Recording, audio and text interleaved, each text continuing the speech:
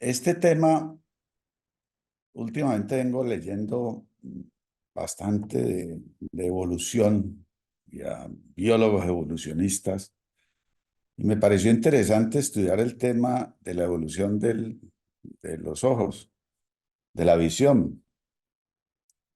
Y entonces me he metido en el cuento y ha resultado ser, pues, sumamente difícil y extenso, pero muy interesante. Entonces invité a Alejandro, a Manuela y a Eliana a que participaran en el cuento, y por eso vamos a hacer una conferencia combinada. Yo hago una especie de introducción y ellos van a tratar unos detalles específicos. Obviamente, esto tiene muchísimas ramas y uno tiene que limitarse a decidir de qué es que va a hablar.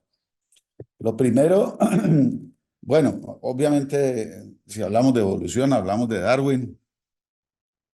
Es el padre de la evolución y el que resolvió, pues, todas las dudas y todos los problemas biológicos de la existencia y del desarrollo de la vida. Y este personaje, no sé si lo conozcan, Richard Dawkins, es uno de los biólogos evolucionistas más conocidos, y sobre todo que se ha dedicado a hacer un puente entre el conocimiento científico y el vulgo pueblo. Y entonces, pues para uno leer, como nos hemos dado cuenta, leer documentos académicos de evolución y de zoología, pues es pesadito. Este hombre nos la ha puesto fácil y realmente tiene 30 libros relacionados con la evolución. Entonces, antes de empezar, quería que cada uno se ubique. Lo tenía en forma de encuesta, pero no lo pudimos hacer. Y entonces, ¿con cuál de estas tres frases se identifica mejor? ¿No? El ojo es la mejor prueba del diseño inteligente. No hay mejor explicación que la mano de un creador divino. El ojo es el resultado de un largo proceso de evolución. La segunda es: la vida en la Tierra comenzó hace 6.000 años, como dice la Biblia, hace 4 billones de años o hace 100.000 años. Cada uno pues conteste en su mente lo que sabe o lo que cree. Y Homo sapiens como especie tiene de 400.000 a 1.000.000 de años, de 6.000 a 10.000 años, 100.000 años. Entonces vamos a contestarlas. Pues el ojo humano como tal, pues se ha usado mucho en la controversia evolucionismo-creacionismo. El mismo Darwin dijo, mm, cuando se mira un ojo, se mira la complejidad de un ojo, ah, es prácticamente imposible aceptar que la evolución haya podido llegar a eso. Pero después, en la medida en que desarrolló más su teoría, dijo, el ojo puede ser el producto de un lento proceso de cambio y de evolución. O sea, el mismo que escribió la evolución y solucionó todos los problemas, viendo el ojo le parecía una cosa tan maravillosa que le parecía difícil que fuera producto de un proceso evolutivo. Entonces, el ojo, los evolucionistas dicen, crea la ilusión de diseño inteligente. Es muy difícil mirar un ojo y decir, aquí no hay un diseño. Y ahora vamos a ver por qué. Entonces, es una controversia muy grande. Ahora, ¿por qué el ojo? Porque el ojo es fácil de entender, o sea, toda la anatomía del ojo se entiende, se ve, se entiende, pero si ustedes piensan en el cerebro, pues el cerebro es todavía más complicado y podría uno decir más, o para ese caso los riñones, los pulmones, hasta el corazón, o sea, son órganos sumamente complejos. La vida en la Tierra, bueno, esto sí se sabe, pero pues están los creacionistas que dicen que hace 6.000 años, y se sabe que la vida tiene 4 billones, o sea, 4.000 millones de años. Y Homo sapiens hasta hace no mucho se pensaba que eran solo 100.000, pero ya hay evidencia que lo ubica entre 400.000 y 1 millón de años, ¿sí? El origen de la especie Homo sapiens. Y yo creo que, pues muchos de ustedes en sus libros de biología del colegio vieron o han visto este cuadro evolutivo en donde arranca por acá con microfósiles, los primeros eucariotas, hace 3,5, casi 4.000 millones de años, y llegamos al hombre. Y miren ustedes cómo tiran esta línea que no está en escala, ¿sí?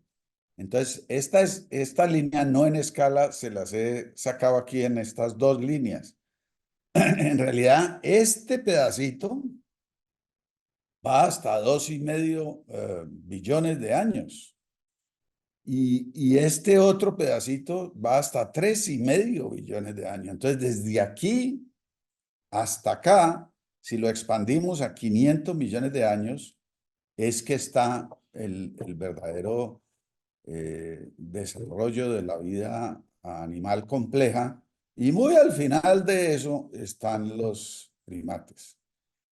Decir 1 billón de años es fácil de decir, pero es muy difícil. Nosotros estamos acostumbrados a horas, días, años y históricamente llegamos hasta 10.000 años fácil, pero entender lo que eso significa es difícil que nos quepa en el cerebro. Y tenemos también el árbol de la vida, y obviamente el árbol de la vida con sus distintas ramas y cómo evolucionaron todas estas especies y phylums, pues no nos da una buena idea de lo que es el tiempo, ¿sí? Para darse una idea de lo que es el tiempo, se propone este ejercicio. Bueno, hay dos ejercicios que les propongo. Si ustedes tiran los brazos, los abren así, y ese es el tiempo, esos son los 4.000 millones de años, y en la punta del dedo izquierdo arrancan las bacterias llegan hasta el codo del lado derecho. Los dinosaurios llegan ocurrieron en la segunda falange. Los mamíferos en la punta de la uña y los primates, cuando usted se lima la uña, el polvito que cae. Esa es la historia de los primates.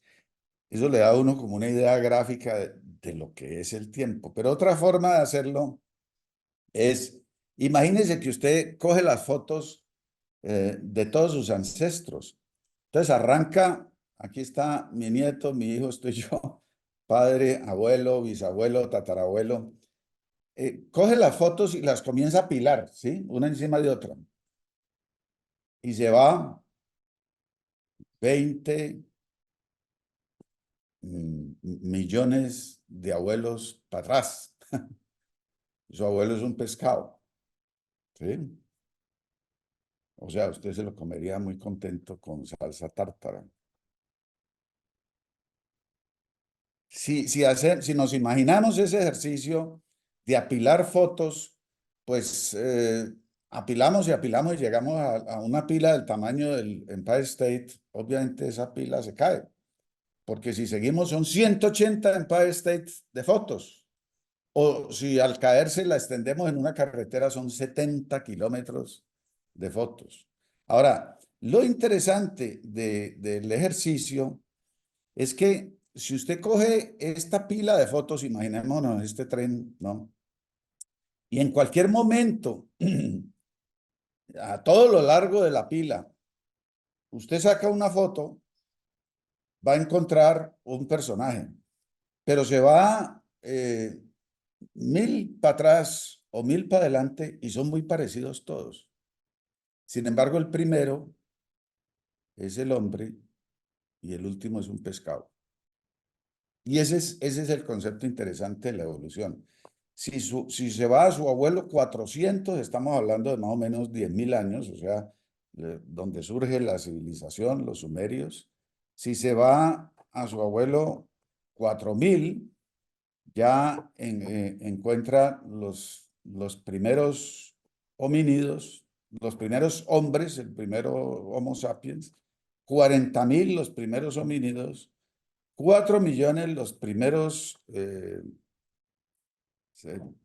simios o mamíferos con algún grado de desarrollo y 40 millones de abuelos encuentra el primer mamífero y ya 400 millones de abuelos es que encuentra el pescado. Y si sigue para atrás, pues se va a 10.000 millones de abuelos, calculando generaciones de 25, ¿no? Que en la medida en que va para atrás las generaciones son más corticas. Pero si calcula generaciones de 25 años, pues llega a sus muy superabuelos las bacterias, que esa es más difícil de digerir, que el abuelo 400 millones sea un pescado es como más aceptable. Entonces, si uno piensa en 4.000 millones de años, ¿cómo de esto que era una amiba se evolucionó a esto que es un ser humano complejo con toda la complejidad de sus vestimentas y todo? Pues cuesta mucho trabajo, pero si uno mete todos estos ceros en la cabeza, comienza a aceptar que sí es posible. Y de hecho, si ustedes ven la embriología, pues eso ocurre en 18 años. Este es un óvulo y miren que es igualito a una amiba reproduciéndose, ¿no? Y si ven el proceso embriológico, pues en solo 18 años ocurre. Entonces esto está ocurriendo todo el tiempo. En el mundo está ocurriendo permanentemente. Entonces no nos debería asombrar tanto que haya transformaciones tan dramáticas de este cosito tan bonito, este viejo tan feo, que ocurren en 80 años, ¿no? Entonces, ya entrando en el tema de la visión, pues de los fósiles más antiguos que se tienen de hace 2.500, 3.000 millones de años, aparecen las primeras evoluciones hacia los sentidos. ¿Y por qué los sentidos comienzan a representar una ventaja evolutiva? Pues porque oír el sonido tiene un valor, oler, poder probar, pero la visión resulta ser definitivamente una ventaja muy grande, porque ustedes saben que todos los demás implican o contacto o distancia. En el caso del sonido, pues no mucha distancia. En cambio, la luz, pues la luz baja a la velocidad que viaja la luz, realmente se puede ver muy lejos. Entonces, eso concede una ventaja evolutiva tremenda. Y cuando la visión y el ojo se comienzan a desarrollar de unas simples células que perciben luz, ¿sí? Y simplemente al animal más primitivo le dicen hay luz, no hay luz, comienza a evolucionar. Allí ocurre en lo que se llama la explosión cámbrica, ocurre una explosión tremenda en variedad, porque aparecen muchas ventajas evolutivas por el hecho de ver. Hace 500 millones de años, el período cámbrico, se ve una gran explosión en la complejidad.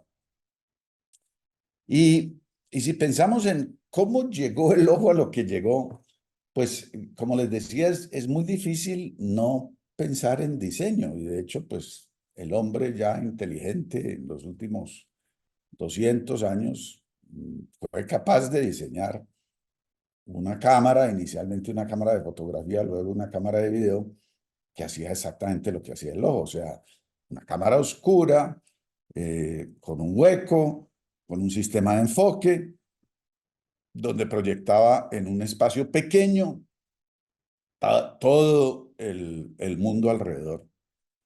Pero aparece un detalle que comienza a intrigar a los evolucionistas. Cuando un ingeniero diseña una cámara, y en este caso hablando de una cámara de video, pues pone los fotorreceptores al frente y saca los cables por detrás. Y la retina está al revés. Es un famoso dilema de la discusión de la evolución, la retina al revés. ¿Por qué la retina quedó al revés? y es uno de los detalles en que vamos a entrar. Porque miren, yo creo que este también lo conocen, está pues en casi todos los libros, la evolución del ojo. Primero es una placa sensible a la luz, luego se forma una depresión y entonces ya da un poco de sentido de orientación. Luego se forma una cavidad con un hueco, con un pinhole adelante y ya la imagen entra y se forma toda una imagen dentro del ojo. Y luego aparecen los sistemas, los condensaciones refractivas, el lente y la córnea y eventualmente el iris que regulan la luz y la nitidez. Pero fíjese que en todos estos modelos el nervio óptico está atrás, ¿no? Está saliendo como lo haría cualquier ingeniero, como lo haría cualquier diseñador.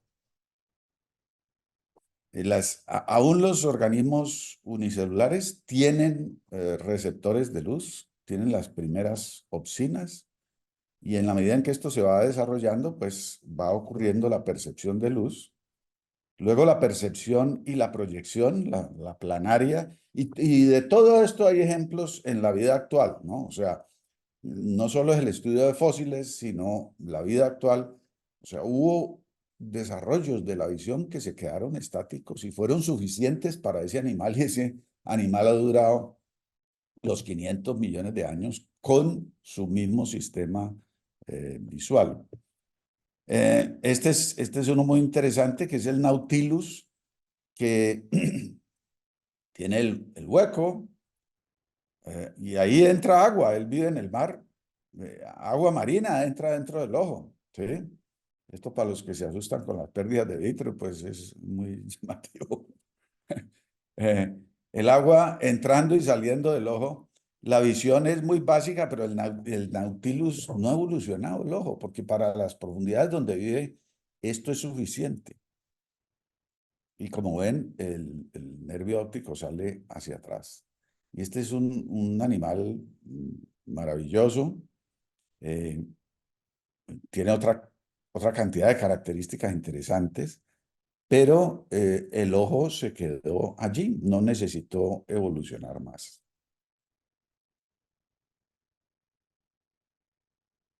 A ver, vamos para adelante.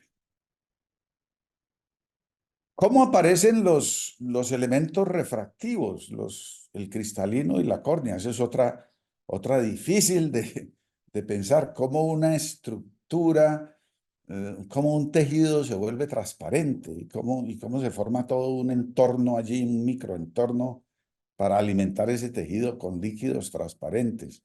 Eh, Se condensa un material que termina siendo el cristalino y luego en la superficie se condensa otro material que termina siendo la córnea. Y la explicación más probable es que el origen de esto está en los más primitivos animales que tenían una estructura transparente. La estructura de su cuerpo era transparente. Entonces, en estos animales más primitivos aparecen los ojos y inclusive logran enfocar, cambiar el foco simplemente con la curvatura de su cuerpo. O sea, su cuerpo era transparente y eh, cambiando el cuerpo logran enfocar. Y la evolución de esto es lo que lleva finalmente a la formación tanto de la córnea como del cristalino. Sobre la retina invertida, pues vamos a tratarlo un poquito más en detalle, pero lo que se asume que pasó, y no está claro porque es a partir de los moluscos, son los que tienen la retina al derecho y en un momento dado en los vertebrados y sobre todo en todos los terrestres, la retina queda al revés y se supone que se formó una placa y el nervio óptico entraba por delante y los fotorreceptores quedaron atrás. Se entiende hasta cierto punto las ventajas. Se supone que los fotorreceptores están más protegidos. El fotorreceptor está en contacto con el epitelio pigmentario que procesa las opsinas y las devuelve rápidamente a ser útiles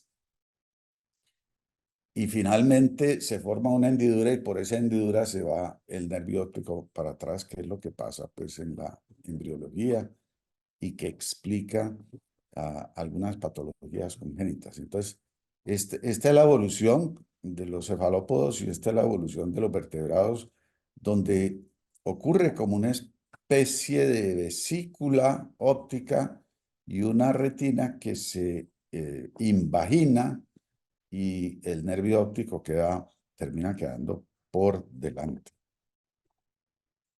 Ahora, el ojo que más nos llama la atención es el ojo cameral, pero en realidad los ojos siguieron 8 caminos evolutivos.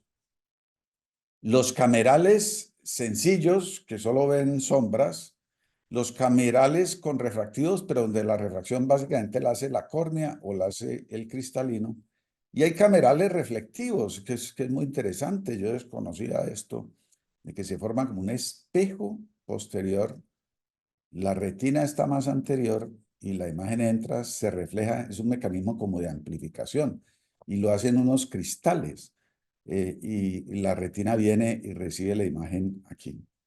Y luego están los ojos compuestos, que son como microojitos y los hay sencillos o los hay también con lentes y los hay también reflectivos. Entonces esto da una buena cantidad de posibilidades y combinaciones. Los vertebrados básicamente tienen ojos camerales, los insectos hay ojos camerales y hay ojos compuestos, los crustáceos tienen de todo, los moluscos tienen también varias combinaciones. Y lo más interesante, hay distintos ojos en una sola especie, ¿no? Se combinan distintos ojos.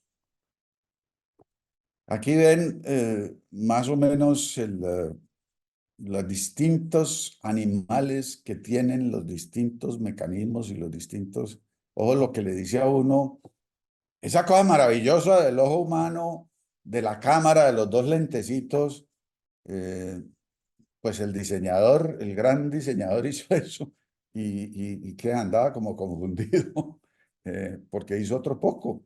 Ensayó un poco de ojos y los dejó ahí funcionando y cada uno tiene sus ventajas, ¿no?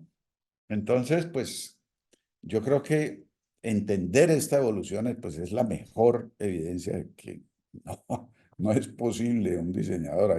Hay demasiados diseños funcionando. Los de los insectos son increíblemente bonitos y vamos a ver si tenemos tiempo de mostrar algunos ejemplos pues ya medio artísticos de lo que son los ojos, algunos con microlentes, otros con el cuento del reflectivo, por ejemplo, las conchas. Yo no tenía ni idea que todo esto eran ojitos y son ojitos pues que se ha comprobado que ven. Ahora, ¿cómo se puede llegar a eso? ¿Cómo se puede llegar al ojo humano desde una placoda óptica hasta una cosa tan sofisticada? Entonces, han hecho cálculos matemáticos de cuántas generaciones se necesitan para hacer todo este proceso evolutivo, asumiendo que en cada generación hay un 0,02% de cambio.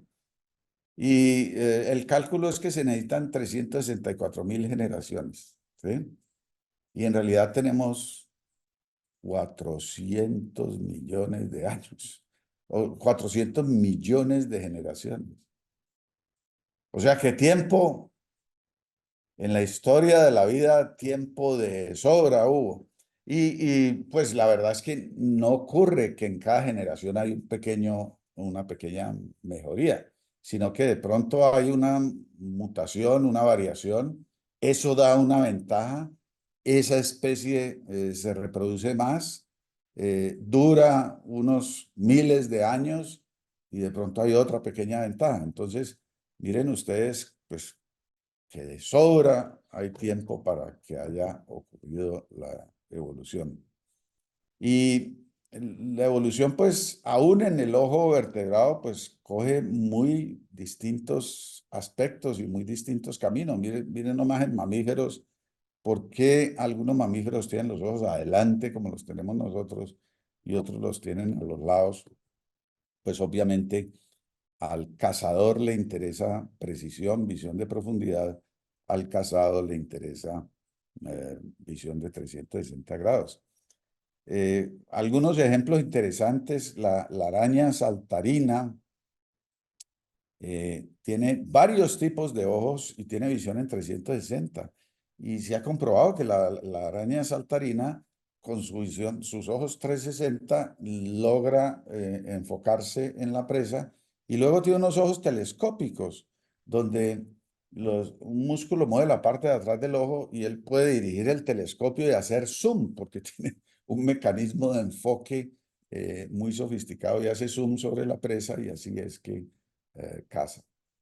Volviendo a la ubicación de los ojos, pues a veces los ojos están arriba, a un lado del cuerpo, y esto es tan gracioso que, por ejemplo, este pescado que es plano, eh, y, y hay una cantidad de razones evolutivas por las cuales los pescados son planos para nadar, pero termina evolucionando hacia acostarse, como se acuestan las mantarrayas. Y entonces, ¿qué pasa con los ojos? Pues un ojo quedaría mirando para la arena y el otro para afuera, entonces el pescado evoluciona y se le tuerce el cráneo de tal manera que aparece eh, los dos ojos de un lado.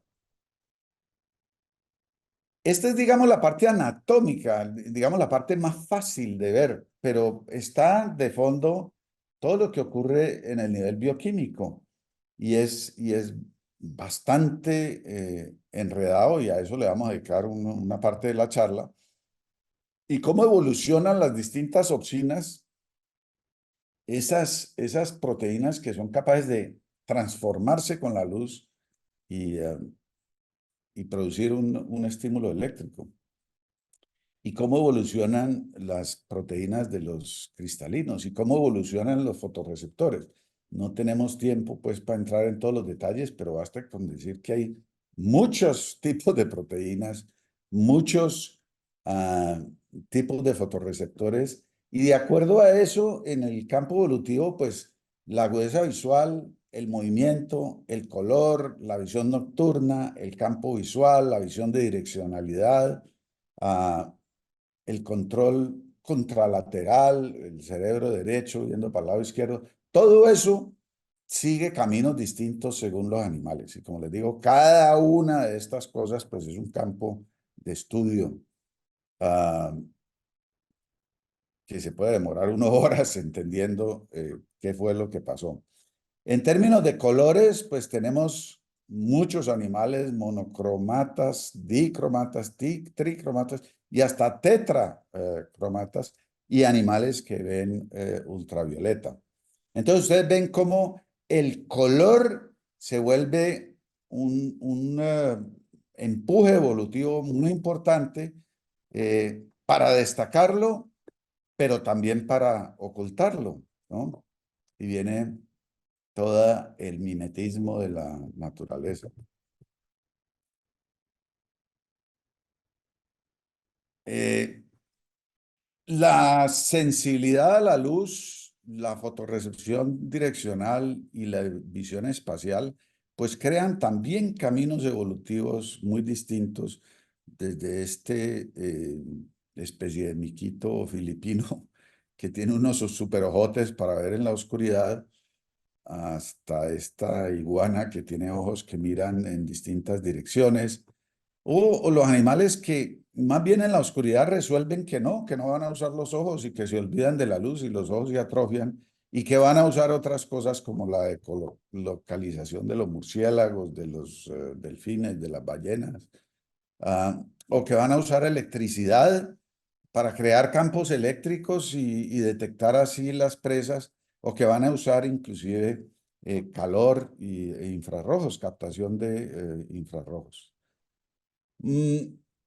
Los genes PAC6 son los que determinan el desarrollo del ojo en el embrión. Y ustedes saben, la ontogenia sigue la filogenia. Entonces, si ustedes estudian embriología, que es todo otro campo interesante para analizar, pues ven cómo pasa todo en el embrión, pasa todo tal cual como ocurrió en la evolución. Entonces yo creo que con esto ya vamos a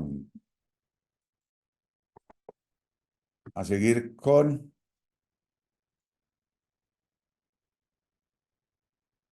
los fotorreceptores.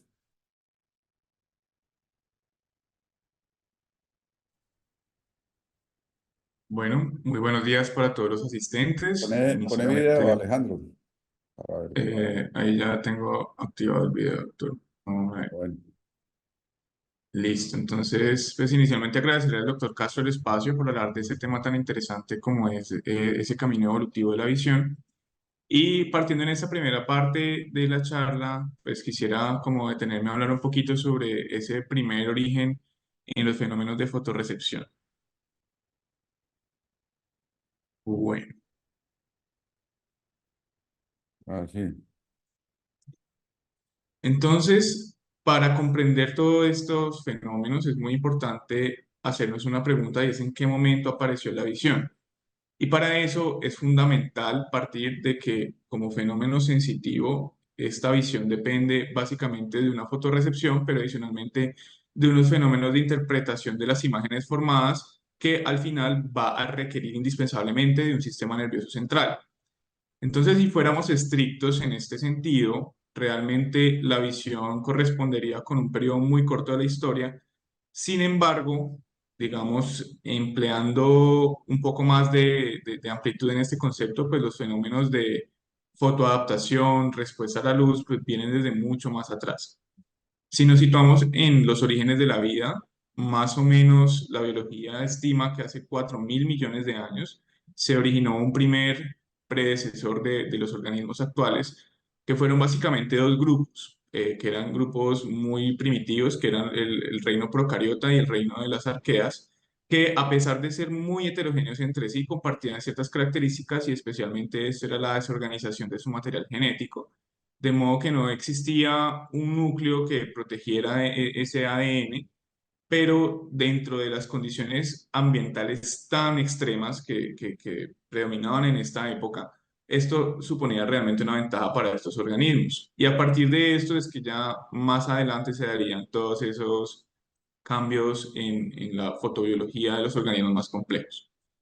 Aquí es importante notar o hacer una distinción en cuanto a esas características ambientales de esta época, donde la longitud de onda de la luz que predominaba era la luz ultravioleta. Esa luz ultravioleta suponía realmente un riesgo o tenía un alto potencial citotóxico. Entonces, estos organismos primitivos tuvieron que encontrar la forma de adaptarse o de encontrar en estas condiciones tan adversas un sustrato energético potente, de modo que, digamos, las primeros nociones de esas proteínas o de esos componentes que pudieron utilizar esa luz, lo que hacían era orientarla hacia unos ya fenómenos protectores. Especialmente en esta época se hablaba de la protección mediante el uso de la luz azul a partir de los primeros citocromos, lo cual entonces era un mecanismo que les permitía reparar el ADN y el ARN.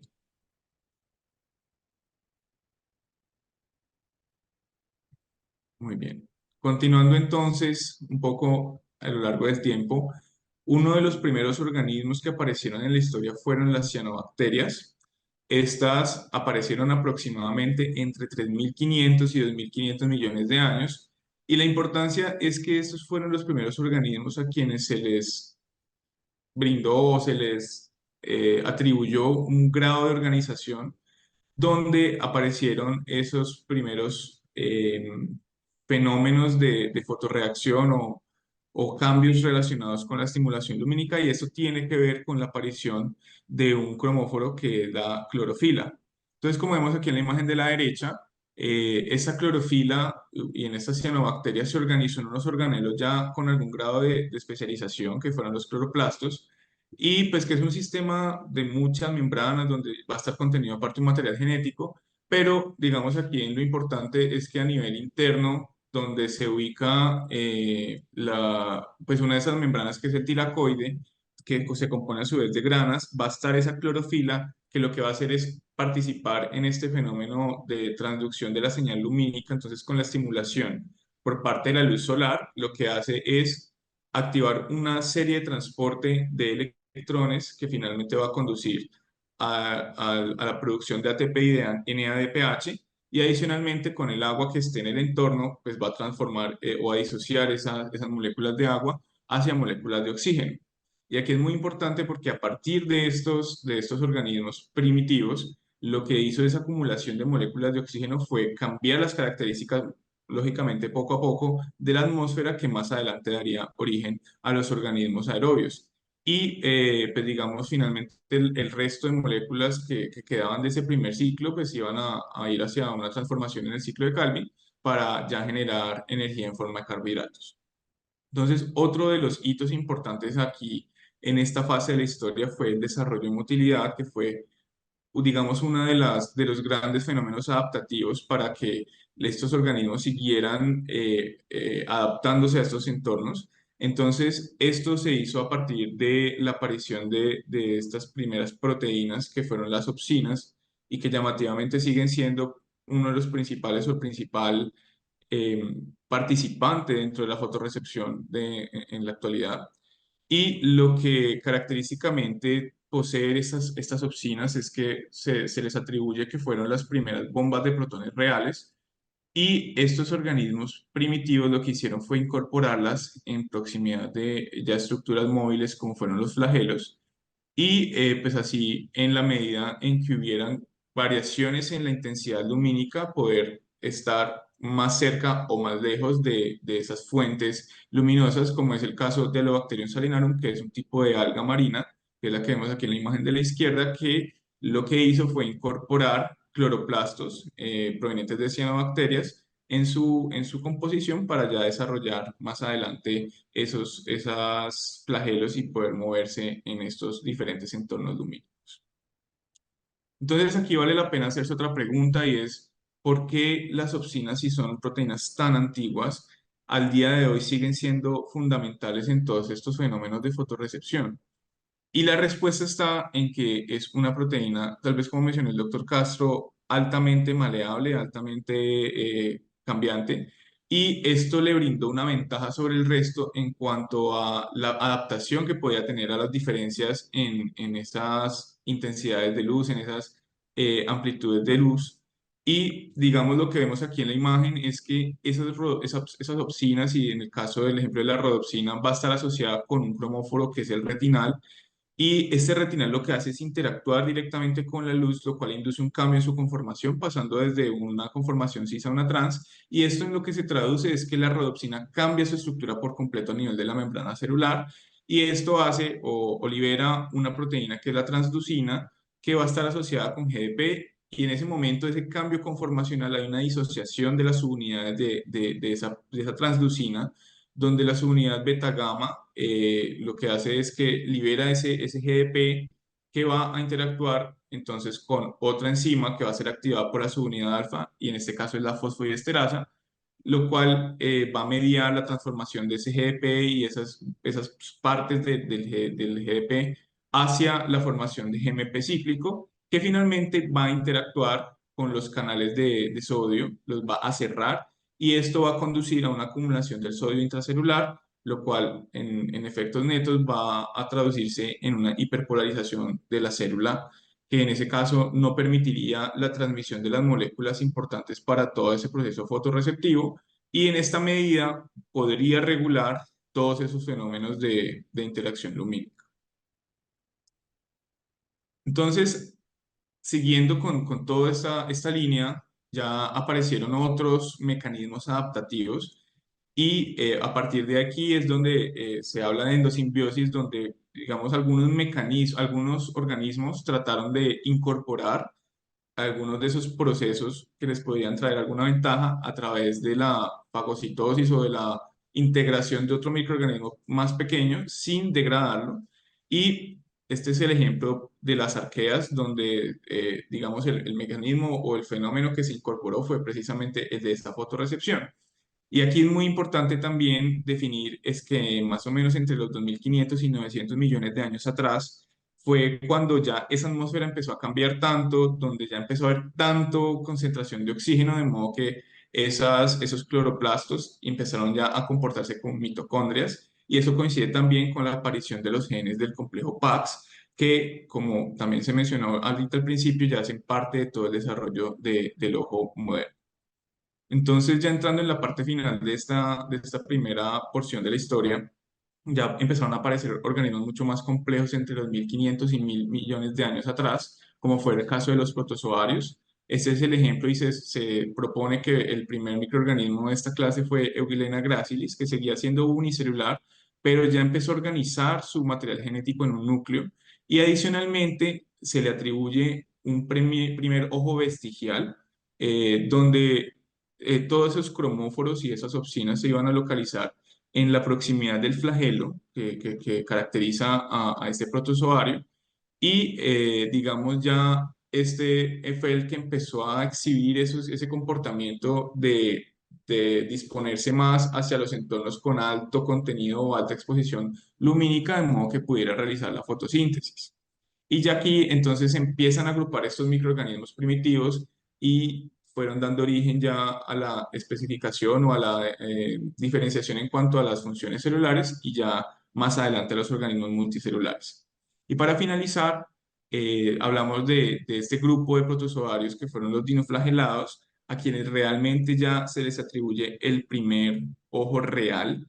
Es llamativo, es interesante porque el Introspicidium, que fue ese primer género de protozoos a quienes se les atribuye este ojo real primitivo, es un organismo muy pequeño, entre 50 y 60 micras, y aquí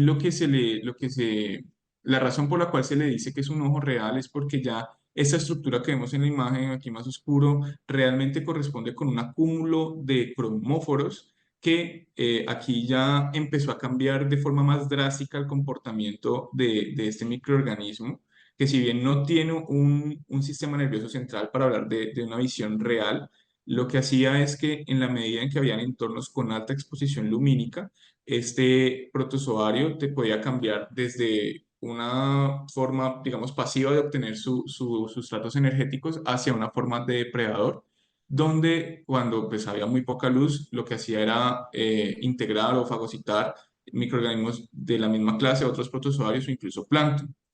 Y pues digamos, finalmente ya fue mucho más marcado esa disposición entre los diferentes entornos para poder adaptarse a las condiciones ambientales. Muy bien.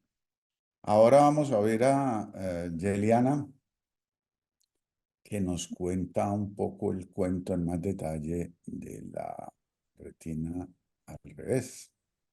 Sí, muy buenos días a todos. Mi nombre es Yeliana Valencia, yo soy residente de primer año de oftalmología de la Pontificia Universidad Javeriana de Cali, y el día de hoy voy a compartir con ustedes un poco acerca del camino evolutivo de la retina al revés y al derecho.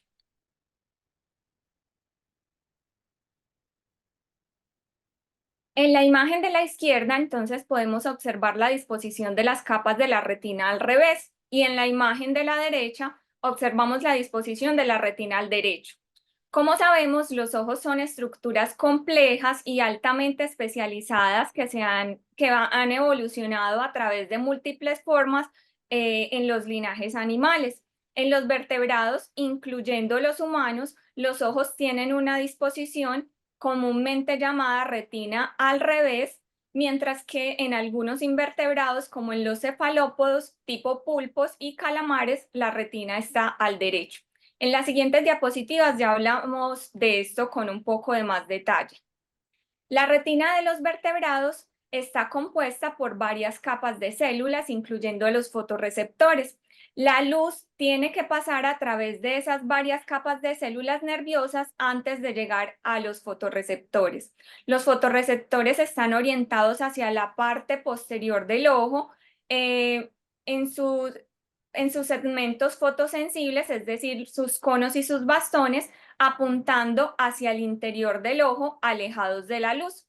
A pesar de que esta configuración podría parecer menos eficiente, ya que la luz debe atravesar varias capas de tejido antes de ser detectada, esto tiene en realidad ciertas ventajas evolutivas.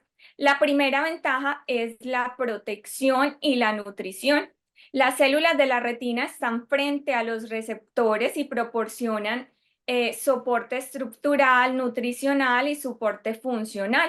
Además, esta configuración protege a los fotorreceptores del daño directo de la luz ultravioleta. Otra ventaja evolutiva es la calidad de la imagen, pues a pesar de que esto tiene una aparente desventaja óptica, los vertebrados tienen mecanismos para reducir la dispersión de la luz y optimizar la calidad de la imagen, como la presencia de las células de Müller que actúan como guías hacia los fotorreceptores. Por último, la disposición de la retina al revés se debe a la manera en la que el ojo y la retina se desarrollan embriológicamente en los vertebrados. La retina se forma a partir del tejido neural, específicamente del pliegue y de la extensión del tubo neural durante el desarrollo embrionario, lo que lleva a esta disposición particular de las células. En contraste, los cefalópodos tienen una retina al derecho, donde los fotorreceptores están alineados directamente hacia la luz y no hay otras células sobre ellos que interfieran en esa trayectoria. Esto les permite la detección de la luz más directa y potencialmente una menor distorsión óptica. La evolución de este tipo de ojo tiene ventajas en el medio acuático, donde ya sabemos que la claridad y la precisión en la detección visual son cruciales para la supervivencia. Entonces podríamos afirmar que la evolución de los ojos con la retina al revés y la evolución de los ojos con la retina al derecho muestran cómo las diferentes soluciones pueden surgir en la naturaleza dependiendo de las condiciones ambientales y de las limitaciones biológicas específicas de cada linaje. No son el resultado de un cambio evolutivo puntual, sino del desarrollo y de la adaptación progresivos a lo largo de millones de años. Ahora hablemos de la evolución de la visión en 360 grados. Muchos animales tienen una visión panorámica, como los que podemos observar en la imagen, sobre todo aquellos que se han adaptado a ambientes abiertos o que tienen que estar alerta ante los depredadores, lo que les permite detectar el movimiento y los cambios en su entorno desde múltiples direcciones. Ahora, los ojos lateralmente situados están, como su nombre lo indica, a los lados de la cabeza, lo que les maximiza su capacidad para detectar amenazas en el entorno y también les confiere una ventaja en términos de supervivencia. Son una característica que es más común en las presas que en los depredadores. Sin embargo, algunos depredadores tienen ojos en posiciones intermedias que les permite una combinación tanto de un campo de visión amplio como mayor percepción de profundidad. La mayoría de los depredadores ya va a tener unos ojos que están frontalmente situados. Esta disposición ocular es una adaptación que maximiza la capacidad de los depredadores para cazar con eficiencia, ya que les permite evaluar con precisión las distancias y coordinar los movimientos rápidos y precisos. La visión binocular frontal ha representado gran éxito evolutivo. Los ojos orientados en esta disposición, es decir, hacia adelante, proporcionan una mayor percepción de la profundidad y de la distancia, que es crucial para estimar la distancia a la cual se encuentra una presa o un objeto.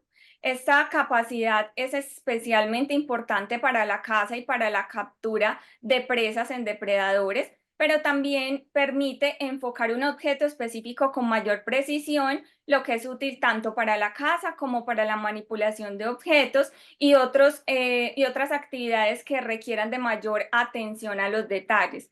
La visión binocular frontal está asociada con una mayor coordinación de los movimientos oculares y con una mejor percepción de la profundidad, lo que es fundamental también para la locomoción en entornos complejos y en terrenos variados. Algunos animales han evolucionado a una visión especializada con adaptaciones específicas para mejorar su visión. Por ejemplo, los caballos tienen una visión monocular con ojos a ambos lados de la cabeza, lo que les proporciona un campo amplio para detectar los depredadores, pero también tienen un pequeño rango de visión binocular directamente enfrente de ellos para evaluar las distancias. Ya en el caso, por ejemplo, de las águilas, ellas tienen una visión extremadamente aguda con una densidad de fotorreceptores en la retina que es mucho mayor a los fotorreceptores de los humanos, y esto les permite ver las presas pequeñas desde grandes distancias y grandes alturas.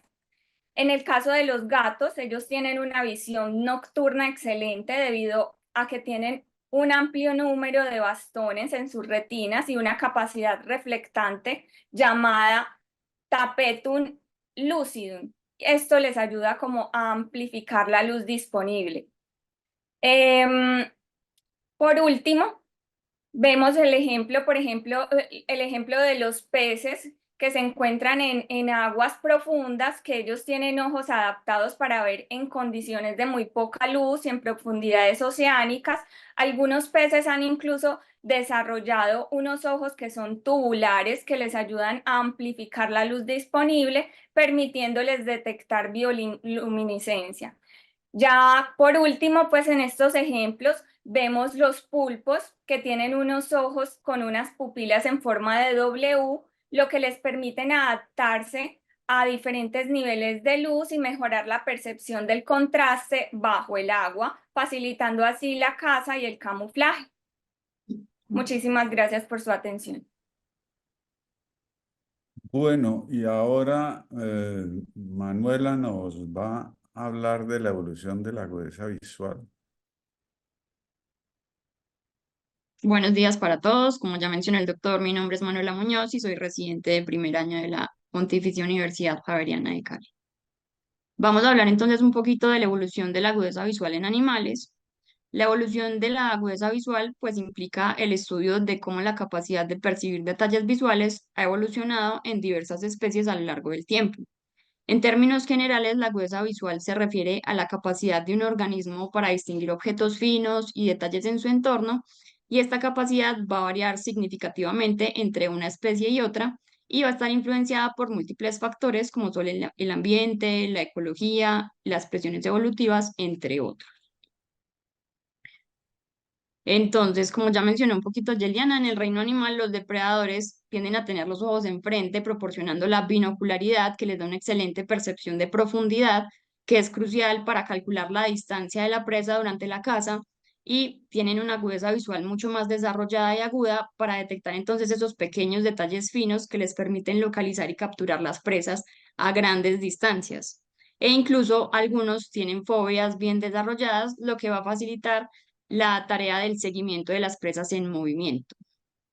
Mientras entonces que las presas van a tener los ojos ubicados a los lados de la cabeza, teniendo un campo visual mucho más amplio y una mejor visión periférica para poder detectar esos pequeños movimientos y posibles amenazas desde múltiples direcciones, reduciendo de esta manera los puntos ciegos.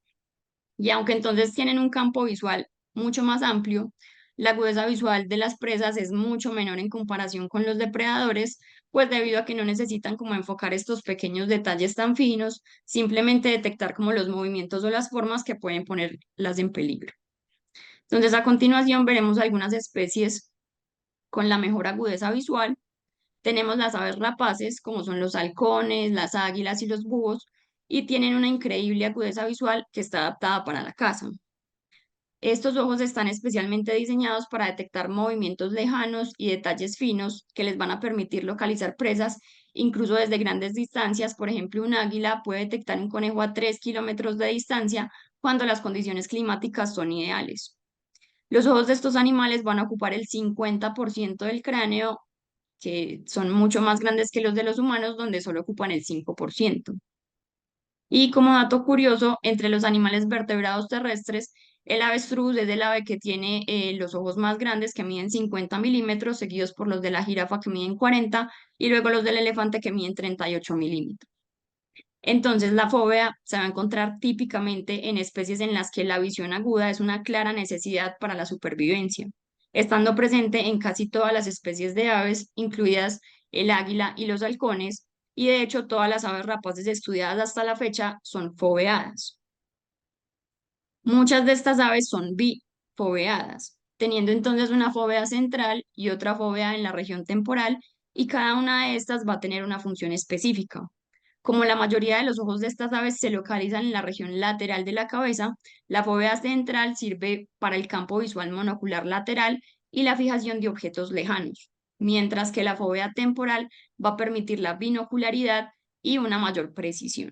Entonces, por ejemplo, cuando el halcón peregrino avista por primera vez la presa desde una distancia considerable, el ave iniciará la caza no volando directamente hacia la presa, sino siguiendo como un curso en espiral logarítmica, y esto le va a permitir mantener la cabeza recta en relación con su cuerpo, pero en cierto ángulo con respecto a la presa. Y esta posición de la cabeza va a reducir significativamente la resistencia aerodinámica y aumentar la velocidad en el aire. Y también va a ubicar entonces la fóvea central, que es la más adecuada para la agudeza a distancia, en la línea de visión. Y a medida entonces que se va acercando a la presa, la trayectoria de vuelo se vuelve más directa y entran en juego entonces las fóveas temporales, que ya mencionamos que ayudan a la binocularidad y a la precisión en el momento del ataque. Es importante conocer entonces que la fóvea central es generalmente la mejor desarrollada de las dos, con una mayor densidad de fotorreceptores y una depresión más profunda. Finalmente, entonces, la bifovealidad permite a las aves ver claramente a lo largo de más de un eje visual y va a mejorar la percepción de la distancia y la velocidad de la presa. Las excepciones a la bifovealidad entonces van a ser el búho, el cóndor andino y el buitre negro americano, más conocido como gallinazo. Los búhos entonces solo tienen una fóvea temporal, mientras que los cóndores y los buitres negros solo van a tener una fóvea nasal. En los búhos esto es probablemente a que sus ojos están más frontalmente ubicados y pues tienen un mayor campo binocular. Y esto les va a ayudar entonces a sumar la luz de ambos ojos en condiciones de baja iluminación, en las que pues estos son más activos, y la retina del búho también es única porque su fóvea tiene principalmente bastones que le van a permitir la vida nocturna. Entonces ahora vamos a hablar de los felinos. Los felinos como los leones, los tigres, los gatos domésticos también tienen una agudeza visual excepcional. Sus ojos tienen una excelente visión nocturna y son capaces de detectar movimientos muy sutiles en la oscuridad. Y esto los hace depredadores eficientes tanto de día como de noche. Continuaremos entonces hablando de los primates. Entonces, algunas especies de primates, como los monos capuchinos y los chimpancés, tienen una agudeza visual muy desarrollada. Y esto es debido a la presencia de fóvea. Son casi los únicos mamíferos que tienen fóvea, a excepción de algunos felinos y algunos roedores. Su visión estereoscópica les permite juzgar la distancia con precisión, y esto les va a ser muy útil para poder moverse entre las ramas de los árboles y detectar alimentos. Hasta la fecha, entonces, la única especie que se ha documentado que desarrolla presbicia son los monos rhesus, que son los que vemos ahí en la foto, donde gran amplitud de acomodación pues va a ser normal para estos monos, que deben desarrollar tareas tanto de visión próxima como de visión lejana. Entonces, de visión próxima, pues el aseo personal, la inspección de insectos, de suciedad, entre otros. Y de tareas de visión lejana, pues el reconocimiento de amigos y enemigos a distancias que sean lo suficientemente grandes como para garantizar la seguridad del grupo. Y finalmente, entonces tenemos los peces depredadores. Algunos como el pez espada y el pez payaso van a tener una excelente agudeza visual bajo el agua, y sus ojos están adaptados para detectar pequeñas variaciones en la luz y el movimiento, e incluso ver en condiciones de poca luz en las profundidades del océano, lo que les va a permitir entonces localizar y capturar las presas de manera eficiente. El pez de espada tiene una característica única, y es que tiene la capacidad de calentar los ojos y el cerebro, porque tiene un músculo especial cerca de los ojos que genera calor. Y esto entonces le va a ayudar a mantener una visión clara y el cerebro funcionando eficientemente en las profundidades del océano, que son bastante frías. Y esto entonces le va a permitir reaccionar rápidamente ante la presencia de presas. Entonces, como vimos, estas son solo algunas de las muchas especies que han evolucionado para tener una agudeza visual notable en su entorno específico, y la evolución de la agudeza visual en el reino animal pues es un tema fascinante que sigue siendo objeto de investigación en campos como la biología evolutiva y la neurociencia. Muchas gracias. Bueno, muchas gracias a los tres por sus magníficas presentaciones que nos hacen pensar. Ay, estoy aquí. En lo maravillosa que es la naturaleza. Entonces, estudiar este aspecto de la evolución, que es la visión, resulta una aventura fascinante y muy estimulante. Miren todas las avenidas que tiene o todos los caminos que uno puede seguir desde el molecular, pasando por el bioquímico, pasando por los medios refractivos, por los distintos tipos de ojos. Y eso lleva a que personajes como Richard Dawkins, que mencioné al principio, hayan escrito libros como el Greatest Show on Earth, el show más espectacular. No solo mirar la naturaleza, sino tratar de entenderla. Es un ejercicio mental muy interesante. Entonces, hasta aquí la parte científica. Muy rápidamente les voy a hacer un barrido por la parte artística, donde obviamente los insectos son los que más han contribuido. Para que vean ustedes la increíble variedad y belleza de ojos que ha sido capaz de producir la naturaleza. eh, y además los artistas, fotógrafos que han sido capaces de lograr estas fotos tan extraordinarias, magnificadas, y que nos muestran cada uno de estos ojos tiene una explicación. Y los expertos en esto se han puesto a estudiar y por qué tienen estos colores y qué es lo que ven y cómo es que ven. Y cuando uno se mete en el detalle de cómo estudian esto, es increíblemente ingenioso. No solo cómo han logrado documentar, fotografiar y mostrarnos estas maravillas de la evolución, sino cómo logran estudiar estos animales desde el punto de vista anatómico, histológico, sino con pruebas funcionales y darse cuenta hasta dónde llega la evolución en todos sus distintos caminos para aprovechar esta enorme ventaja que significa ver. Es un viaje fantástico por la naturaleza en el que a veces los ojos ocupan una parte muy importante de la cabeza, del cuerpo, o a veces recurren a trucos que podríamos llamar muy chéveres, ¿no? Montados en antenas.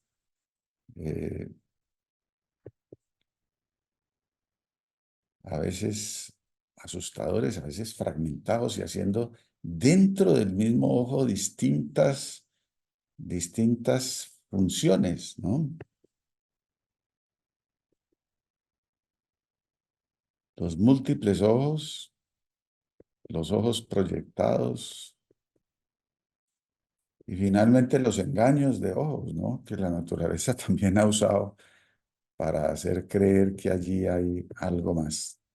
Bueno, nos consumimos el tiempo y no creo que haya mucho tiempo para preguntas o comentarios, pero espero que este fascinante viaje por la evolución de la visión en compañía de Alejandro, de Yeliana y de Manuela los haya motivado a estudiar desde otro ángulo la visión y los ojos. Muchas gracias.